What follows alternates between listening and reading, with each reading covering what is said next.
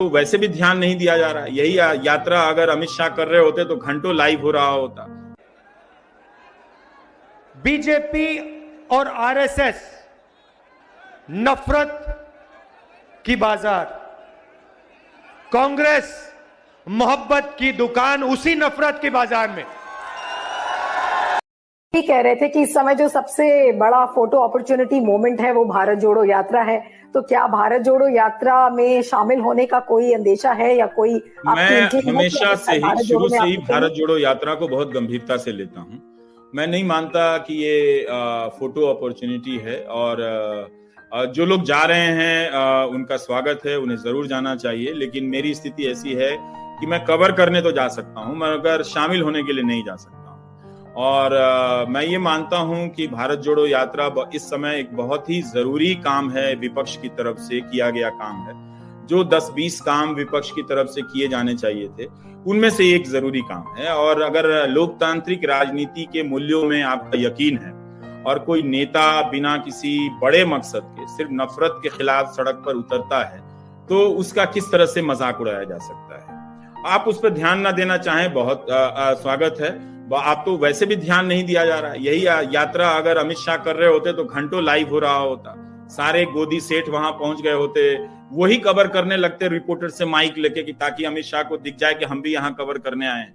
लेकिन राहुल गांधी की यात्रा तो कवर नहीं की जा रही है, उसका तरह तरह से मजाक उड़ाया जा रहा है। लेकिन प्रेस की बात करता हूं, लड़ते हैं ये, पीछे से लगाम लगी हुई है।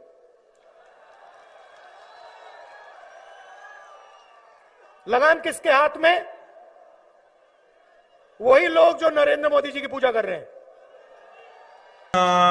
विपक्ष को हमेशा, अगर आप लोकतांत्रिक मूल्यों के प्रतिनिधि हैं, तो जब सत्ता बहुत ज्यादा किसी के पास जमा हो जाए और लगने लगे कि विपक्ष हर तरफ कमजोर है, तो जहां भी विपक्ष कमजोर है, एक तरफ से उसका मजाक नहीं उड़ाना चाहिए। वो अगर बन रहा है तो देखना चाहिए कि क्या कांग्रेस या राहुल गांधी अपनी तमाम राजनीतिक कमियों से लड़ते हुए इस यात्रा को अंजाम दे सकते हैं। 100 दिनों से वो पैदल चल रहे हैं, इसका हम मजाक नहीं उड़ा सकते।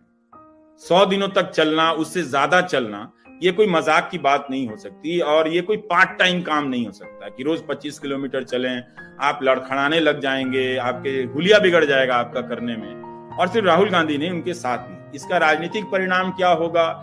एक राजनीतिक कर्तव्य से या कर्म से राजनीतिक परिणाम नहीं बदलते, बहुत सारा कुछ करना पड़ता है। तो ये सारी चीजें हैं, पर कवर करने के लिए जाने वाला था, इस्तीफा हो गया।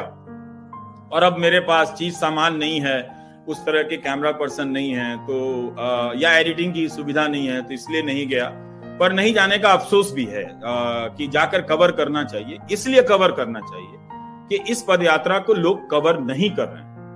तो जब कवर नहीं कर रहे हैं, एक तरह का बैन लगा हुआ है कि भारत जोड़ो यात्रा को कवर नहीं करना है, तब मुझे जरूर जाना चाहिए वहां कवर करने के। शामिल मैं नहीं हो सकता। मैं जरूर देखूंगा कि इसमें कितनी ईमानदारी है।